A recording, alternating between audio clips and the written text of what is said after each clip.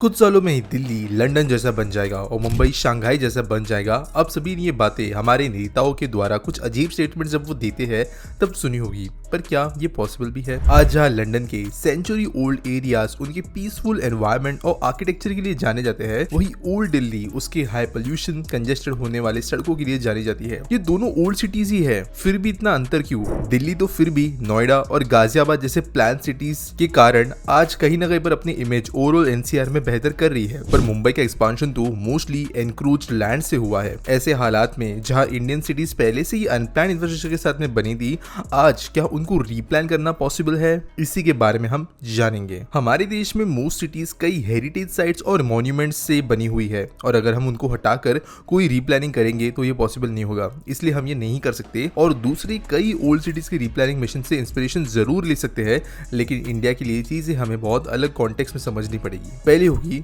Comprehensive replanning of old city. किसी भी बड़े और पुराने शहर को रीप्लान करने के लिए कुछ सख्त कदम उठाने बहुत जरूरी है। जैसे लंदन में कई जगह आज कार फ्री जोन डिक्लेयर किए गए हैं, ताकि वाकई नैरो लेन्स पुराने एरियाज के अंदर कंजेशन पैदा ना हो। यहाँ पे सिर्फ पेडेस्ट्रियंस, पब्लिक ट्रांसपोर्टेशन, साइकिलिंग इन जैसे मीडियम्स को ही अलाउ किया जाता है, जिसके कारण एक एमिशन फ्री माहौल बनता है। भारत में मोस्टली एग्जिस्ट करने वाले ओल्ड सिटीज को रीप्लान करना एक कॉम्प्लेक्स प्रोसेस है, जिसमें ऐतिहासिक महत्व को सुरक्षित रखना तो जरूरी है ही, नागरिकों की आधुनिक जरूरतों का भी यहाँ पे ध्यान देना पड़ेगा। लेकिन यहाँ पर सबसे बड़ा जो रोड़ा आता है वो है पॉलिटिक्स का। कई सारे शॉप्स, बिजनेसेस और एनक्रोचमेंट माफियाज ऐसे एरियाज के अंदर जुड़े होते हैं जिनको प्रॉब्लम्स आएगी ऐसे पॉलिसीज को इंप्लीमेंट करने की वजह से, चाहे जनरल पॉपुलेशन की तकलीफ क्यों ना कम हो, जिसके कारण पॉलिटिशियंस के द्वारा ऐसे पॉलिसीज को सपोर्ट करना बहुत ज्यादा मुश्किल है। कम्युनिटी एंगेजमेंट इसमें मुख्य भूमिका निभाती है, जिससे स्थानीय निवासियों, समुदाय के नेताओं, स्टेक होल्डर्स, सरकारी सहयोग की आवश्यकता है, ताकि सरकार से रिलेटेड कंसर्न्स, एस्पिरेशंस, भविष्य इनकी दृष्टि को समझ में लाया जा सके। अर्बन डिजाइनर्स और प्लानर्स को शहर के कोर के पुनर्जीवन के ऊपर ध्यान देना होगा और एक सस्टेनेबल तरीके से इन एरियाज को एज मिक्स यूज डेवलपमेंट ज्यादातर बनाना पड़ेगा। ग्रीन स्पेसेस को बेहतर बनाना पड़ेगा और एक वाइब्रेंट कल्चर यहाँ पे प्रोड्यूस करना पड़ेगा। ज्यादातर जो देश के अंदर पुराने एरियाज है, यहाँ पे ये करना जरूरी है, क्योंकि ये मॉडर्न दुनिया के हिसाब से बने नहीं, और इसलिए नेसेसिटीज के अलावा इनको जबरदस्ती मॉडर्नाइज करना ही आज हमारे शहरों को बहुत ज्यादा खराब कर रहा है। सेकंड जो सबसे मेजर इशू है और इंडिया स्पेसिफिक है, वो है एनक्रोचमेंट को प्रिवेंट करना और खत्म करना। एनक्रोचमेंट भारतीय शहरों के अंदर होने वाली सबसे कॉमन चीज है, और इनफैक्ट लोग इतने ज्यादा आदी हो चुके हैं एनक्रोचमेंट के कि वो उसे अब अपना हक समझते हैं। इस बात का अंदाजा लगाना काफी इजी है। देर रात को अगर आप कभी किसी शहरी सड़क पर बाहर जाए, तब जब हॉकर्स नहीं होते और सड़क के पेमेंट्स खाली होते हैं, तब आपको किसी भी शहर की जो एक्चुअल में जो सड़क की विड्थ है वो समझ में आएगी। बस कभी एक बार ये चीज करके देखना, आपको अचानक समझ में आ जाएगा कि आपके घर के सामने की सड़क अगर हॉकर्स से भरी हुई है तो वो इतनी भी ज्यादा नैरो नहीं है, और अचानक से यही सेम सड़क एफिशिएंट, वॉकेबल और वाइड इनफ लगने लगती है। लेकिन इस समस्या को हटाने के लिए एक्सटर्नली और इंटरनली काफी बड़े बड़े स्टेप्स लेने पड़ेंगे। पहला स्टेप है थरो सर्वे करना, जहाँ पर डॉक्यूमेंटेशन करना, किस हद तक एनक्रोचमेंट हो चुका है, मेजरमेंट्स लेना, फोटोग्राफिक एविडेंस जमा करना, इन जैसी चीजों को करना। इसके बाद में लीगली इन चीजों को हटाने के लिए बहुत ज्यादा काम करना पड़ेगा। मुंबई के अंदर hawker mafia one of the biggest money generators है कई लोगों के लिए, जहां पर पुलिस से लेके रेलवे से लेके लोकल छोटे मोटे पॉलिटिकल फिगर्स तक हर कोई बहुत बड़े लेवल पे इन्वॉल्व है एनक्रोचमेंट की वजह से आने वाले बेनिफिट्स के साथ। इनफैक्ट ये प्रॉब्लम इतनी बड़ी हो चुकी है कि बहुत ज्यादा अनकॉमन नहीं है, जहां पर आप हफ्ता कलेक्शन अपनी आंखों के सामने देख सकते हो। कोई चुपके होने वाली बात अब नहीं रही है, खुल्लम खुल्ला ये चीज की जाती है। और चाहे वो एनक्रोचमेंट प्रिवेंट करने वाले डिपार्टमेंट्स क्यों ना हो, वो भी हॉकर्स और हॉकर्स को चलवाने वाले लोगों के साथ में मिलकर इंडिया में काम करते हैं। इनफैक्ट जैसे ही कोई new road, new footpath, new foot over bridge, new area बनता है जहां से थोड़ा बहुत फुट ट्रैफिक और व्हीकल ट्रैफिक गुजरने वाला हो, लोकल पॉलिटिकल फिगर्स जो है वहां पर अपना हक जता लेते हैं कि वहां के हफ्ते कलेक्शन कौन करेगा। और इसीलिए ये वाला जो पर्टिकुलर इशू है एनक्रोचमेंट का, ये बहुत ही ज्यादा डिफिकल्ट है हैंडल करने के लिए, क्योंकि जिन लोगों को इस चीज को ठीक करना है वही इस चीज के गंदा रहने से बेनिफिट करते हैं। और इसीलिए कोई सेंट्रलाइज्ड पॉलिसी यहाँ पे बनाने की जरूरत पड़ेगी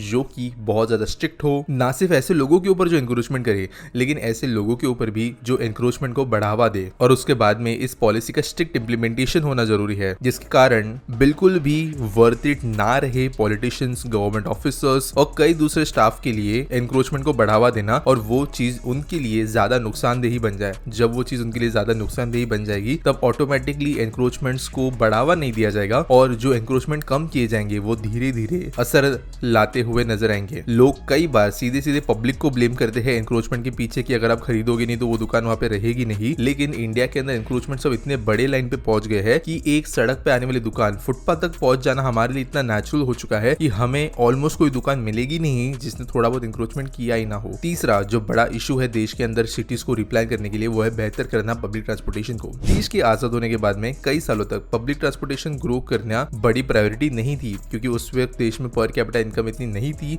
लोग गाड़ियां नहीं खरीद सकते थे, अच्छा रेल नेटवर्क ऑलरेडी एग्जिस्ट करता था, शहरों में इतनी डेवलपमेंट नहीं थी, तो चल के या बहुत ही ज्यादा हाईली सब्सिडाइज्ड पुराने तरीकों की पब्लिक ट्रांसपोर्टेशन से काम हो जाता था, और इसीलिए शहरों को प्लान पब्लिक ट्रांसपोर्टेशन के हिसाब से भी नहीं किया गया। लेकिन आज देश में प्रति व्यक्ति की आय बढ़ गई है, फाइनेंसियर्स लो इंटरेस्ट रेट पे व्हीकल लोन्स भी दे रहे हैं, इसलिए सड़कें और कंजेस्टेड हो रही है क्योंकि प्राइवेट व्हीकल्स की सेल बहुत ज्यादा बढ़ रही है। और अभी इसको निपटाने के लिए एक रोबस्ट पब्लिक ट्रांसपोर्टेशन हर छोटे बड़े शहर के अंदर एग्जिस्ट करना जरूरी है। पुणे और बेंगलुरु ये शहर ऐसे थे जहां पर एक जमाने में बसेस के अलावा कोई और पब्लिक ट्रांसपोर्टेशन के ऑप्शंस थे ही नहीं। आज भले इन शहरों में मेट्रो जैसे कुछ मास रैपिड सिस्टम्स डेवलप हो गए हो, लेकिन अभी भी इन लाइंस के अंदर बहुत कम लेंथ में ट्रेन चलती है और बहुत छोटी सेक्शंस में लाइंस खुली है। इन लाइंस को खुलने की वजह से हजारों लाखों लोगों को फायदा तो हुआ है, लेकिन अभी भी ये इतनी एक्सटेंड नहीं हो पाई जितना होना चाहिए। साथ साथ ज्यादातर अगर हम शहरों को देखें, जैसे मुंबई जैसे हम बड़े शहर को देखें, तो यहाँ पर लिटरली शहर की पॉपुलेशन तो बढ़ रही है, लेकिन जो शहरों के अंदर चल रही बसेस की संख्या है वो कम होती जा रही है। इनफैक्ट वो अपने 10 ईयर लो पर चल रही है और नए बसेस के ऑर्डर डिलीवर नहीं हो रहे।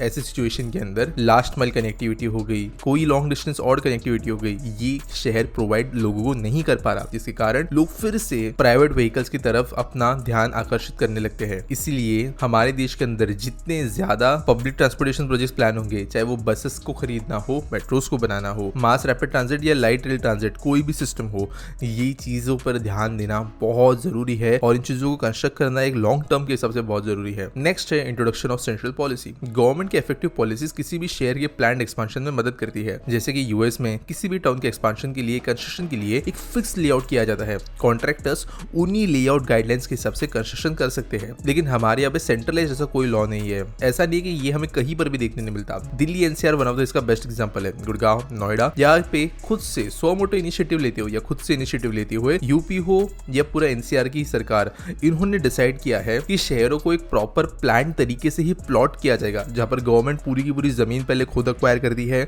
वहां पे स्कूल कहाँ बनेंगे, गार्डन कहाँ बनेंगे, कौन सी जमीन कहाँ पे कैसे यूज की जाएगी, ये डिसाइड करके रोड्स, बिजली, पानी, यूटिलिटीज पहले पहुंचाती है, जिसके बाद में प्लॉट्स को उसके बाद में ऑक्शन ऑफ किया जाता है अलग अलग डेवलपर्स को, जो वहां पर प्रॉपर कंस्ट्रक्शन करे, जिसकी वजह से शहर जब ग्रो होता है तब प्लान तरीके से होता है। इनफैक्ट नोएडा के अंदर रिसेंटली ही अगले फेज के लिए बहुत बड़ी जमीन एक्वायर की गई थी, हजारों एकर्स की, लेकिन देश की स्पेशली जो टीयर 2 सिटीज है वहां पर ऐसा कुछ भी नहीं होता। कोई सेंट्रल पॉलिसी नहीं है, जिसकी वजह से कोई भी अपने मन के हिसाब से कोई भी कैसे भी बनाता है। इनफैक्ट मुंबई एमएमआर के अंदर आज भी प्लानिंग इतनी खराब है कि आपको 30-35 स्टोरीज की बिल्डिंग कंस्ट्रक्शन होते हुए नजर आएगी एक ऐसे रोड के ऊपर जहां पर एक बार में 2 गाड़ियां भी गुजर नहीं सकती। और ये कोई one of the blue moon वाली बात नहीं है, ये काफी कॉमन ऑकरेंस है। और आपको मुंबई और मुंबई के आउटर सबर्ब्स तब आज के डेट में ये चीजें होते हुए नजर आएगी, जहां पर बिना proper road, utilities, parking, future necessities, public transportation, किसी चीज को मद्देनजर न रखते हुए बहुत बड़े लेवल पर दूसरा डेवलपमेंट कर दिया जाता है। ऑब्वियसली बिल्डर लॉबी का इसके अंदर भी हाथ है, लेकिन यहाँ पे स्टेट गवर्नमेंट और लोकल गवर्नमेंट्स को दिए हुए अधिक पावर की वजह से ये प्रॉब्लम ज्यादा आती है। अगर सीधा सेंट्रल गवर्नमेंट कोई शहरों के लेआउट के लिए गाइडलाइन सेट कर देती है जिससे यहाँ वहाँ डाइवर्ज नहीं किया जा सकता, तो जाकर देश में शहर के अंदर काम किए जा सकते हैं ठीक तरीके से। नेक्स्ट है स्मार्ट सिटी इंसेंटिव्स। आज भारत सरकार ने देश में स्मार्ट सिटी मिशन के अंतर्गत कई शहरों को स्मार्ट सिटीज में कन्वर्ट करने के लिए काम किया है।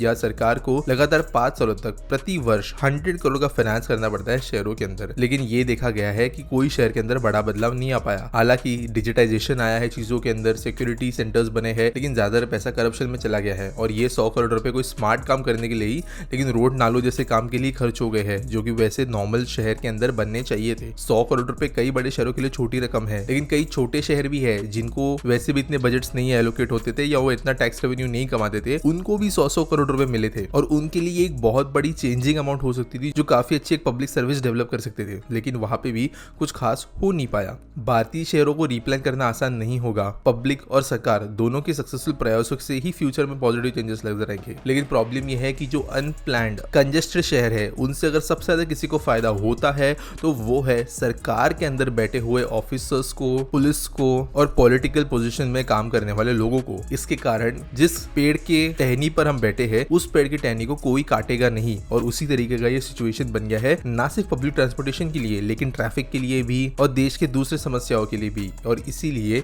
यहाँ पर एक बहुत बड़ा पब्लिक पुश जरूरी है शहर की प्लानिंग को रिलेटेड। लेकिन इसके लिए कोई खास अवेयरनेस है ही नहीं कि इस चीज को स्ट्रेटेजिकली आगे जाके किया जा सके। उम्मीद करता हूँ आपको ये वीडियो अच्छी लगी होगी। लाइक करना, चैनल को सब्सक्राइब करना। मिलेंगे अगले वीडियो में।